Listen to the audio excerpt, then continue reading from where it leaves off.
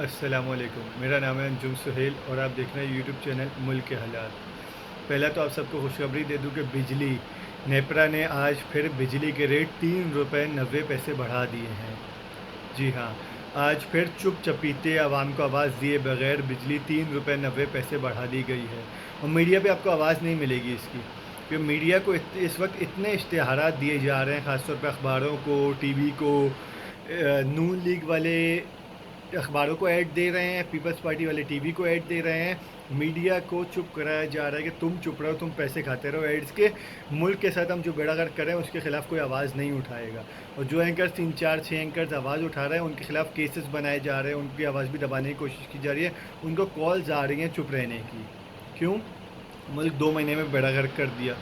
Best administrator जो शहबाज शरीफ साहब थे, उन्होंने 13 14 जमातों के साथ मिलकर, हैंडलर्स के साथ मिलकर, इस्टेब्लिशमेंट साथ, जजेस साथ, सब मिलकर मुल्क का बेड़ागर्क कर दिया पिछले 2 महीनों में। कैसे? आज बिजली पौने 4 रुपये बढ़ा दी गई है, वो हो गया। एड लेने के लिए भी चाइना जो गए हैं, बाजवा साहब गए हैं, कोई विज़िट शेड्यूल नहीं था। शहबाज शरीफ साहब 2 महीने से जब से हुकूमत में आया तब से जाना चाह रहे थे कि हम चाइना जाते हैं। चाइना से कोई ऑफ़र नहीं आई थी बुलाए हुए की, कोई दावत नहीं दी जा रही थी। चाइना से रब्ता किया तो उन्होंने कहा कि $2 अरब जो हमारे ड्यू हुए वो वापस लेते हुए आना अगर आओगे तो। फिर शहबाज शरीफ साहब को रोककर बाजवा साहब गए हैं कि एड हमें कुछ दे दो और पैसे वापस ना मांगो। इससे पहले DGISA को अमेरिका जाना पड़ा, आर्मी चीफ को सऊदीया कॉल करनी पड़ी, UAE खुद जाना पड़ा, और अब चाइना गए हैं कि इस हुकूमत की कुछ मदद हो जाए, कुछ पैसे मिल जाएं और पिछले पैसे वापस ना मांगे जाएं। ये तो जहाँ जा रहे हैं, सऊदीया, UAE, टर्की, चाइना, जहाँ जहाँ जिस मुल्क जा रहे हैं, जिस मुल्क से मदद की अपील कर रहे हैं, वो अपने पुराने पैसे वापस मांग लेते हैं। इतनी महंगाई कर दी कि आवाम की जेबें खाली हो चुकी है, आवाम पागल हो रही है, मदहोश हो रही है। ये हाल पहुंचा दिया आवाम का। 2 महीने में मुल्क में महंगाई की शरह 24%। इमरान खान के दौर में 11 12% थी तो लोगों को तकलीफ़ होती थी, मीडिया को तकलीफ़ होती थी। फूड इन्फ्लेशन मुल्क पर 24% क्रॉस कर गया है, लेकिन सब खामोश है, किसी को नहीं। आवाम मदहोश होती जा रही है, आवाम बदहाल होती जा रही है।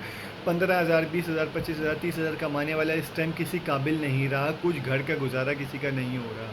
और मुल्क का ये हाल है कि बाजवा साहब को जाना पड़ा, आर्मी चीफ को जाना पड़ा कि कुछ एड हमें मिल जाए, पिछले पैसे वापस ना मांगे जाएं, ताकि इस मुल्क का गुजारा हो सके, इस इम्पोर्टेड हुकूमत के मामला चल सकें। डॉलर आज फिर 204 रुपये 50 पैसे का हो गया और ओपन मार्केट में 207 208 रुपये का भी काम हुआ है। घी, ये जो पेट्रोल दोबारा बढ़ाया था उसके बाद घी बढ़ चुका है। पिछली बार घी पौने 400 से 550 हुआ था, अब 600 रुपये हो चुका है। और मिफ्ता इस्माइल के बकौल, जो उन्होंने परसों रात को जियो पे इंटरव्यू दिया, उनके बकौल 25 से 30 रुपये पेट्रोल 15 तारीख को, 15 जून को बढ़ जाना है और 55 रुपये डीजल बढ़ जाना है।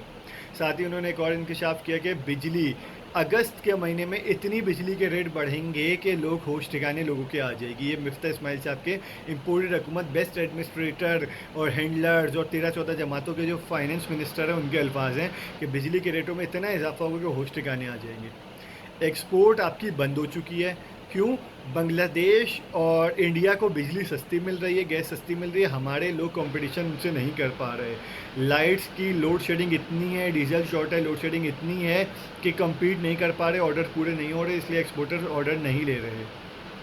रेमिटेंस 25% कम हो चुके हैं। खान साहब के आखिरी वक्तों में $3 बिलियन पर मंथ, एक महीने में पौने 3 बिलियन डॉलर की रेमिटेंस आ रहे थे, अब $2.25 बिलियन के रेमिटेंस आए हैं। 25% रेमिटेंस में कमी हो चुकी है। FATF का मामला भी आगे ख़तरनाक होता जा रहा है। अगले महीने इजलास है, लेकिन वो सब चोरों को छूट दे दी, नैब को ख़त्म कर दिया, FIA के हाथ पाँव पड़ काट दिए। उसके बाद जो सारी शर्तें थी FATF की वो सारी ख़त्म हो गई और FATF की ग्रे लिस्ट से निकलने का जो थोड़ा बहुत भी चांस था वो भी ख़त्म हो गया। अच्छा, ये हुकूमत फंस कहाँ गई है? IMF से आपको प्रोग्राम लेना ज़रूरी हो गया, मजबूरी हो गई है। चाहे IMF कोई भी शर्त रखे, आपको माननी ही माननी है। क्यों? सऊदीया ने और UAE ने इस शर्त पे पैसा दिया था कि IMF का कॉन्ट्रैक्ट जारी रहेगा, जिस दिन IMF का कॉन्ट्रैक्ट ख़त्म हुआ उस दिन आपसे वो पैसे वापस ले लेंगे। अब ना आपको सऊदीया पैसे दे रहा है, ना चाइना पैसे दे रहा है, ना टर्की को मदद करने को तैयार है, ना UAE मदद कर रहा है, ना कोई और मुल्क मदद कर रहा है, ना एशियन बैंक कर रहा है, ना कोई और मुस्लिम मुल्क कर रहा है, ना कोई और वेस्टर्न मुल्क कर रहा है, ना अमेरिका कर रहा है। जिनकी हुकूमत मुसल्लत है अवाम पर, वो भी मदद करने को तैयार नहीं है। आईएमएफ शर्तों पे शर्तें रखी जा रही है, आईएमएफ खुश नहीं है और मज़ीद महंगाई करने का आईएमएफ बोल रही है कि आवाम की जेबों पे डाके डालो। अच्छा, इनको क्या है? मिफ्ता इस्माइल साहब 300 रुपये का पेट्रोल हो जाए, उनका पेट्रोल फ्री, गैस फ्री, बिजली फ्री, सारी फ़्लाइटें फ्री, सब कुछ उनका तो फ्री है। हुकूमती नुमाइंदों का सब कुछ फ्री है। आवाम जाती है भाड़ में जाए, उनको क्या फ़र्क पड़ता है? उनकी कंपनियाँ तो चल रही हैं। तो ये मुल्क को तबाही की तरफ ले जा रहे हैं। अच्छा, आवाम में सर्वे होता है, आवाम में सर्वे हुआ तो 88% लोगों ने कहा है कि इस हुकूमत से खुश नहीं है, हुकूमत की पॉलिसी ख़राब है और ये मुल्क को तबाही की तरफ ले जा रहे हैं। 88% पाकिस्तानियों की ये आवाज़ है कि इम्पोर्टेड हुकूमत मुल्क को बदहाली की तरफ, तबाही की तरफ, इकोनॉमिक डिफ़ॉल्ट की तरफ लेके जा रही है। इसी के साथ साथ आपको एक ब्लेंडर बताता रहा हूँ। मिफ्ता इस्माइल साहब जो जीनियस इम्पोर्टेड हुकूमत के 13-14 जमातों के मिक्स 4 के फाइनेंस मिनिस्टर हैं, उन्होंने आए जो बजट में $7 बिलियन ही गायब कर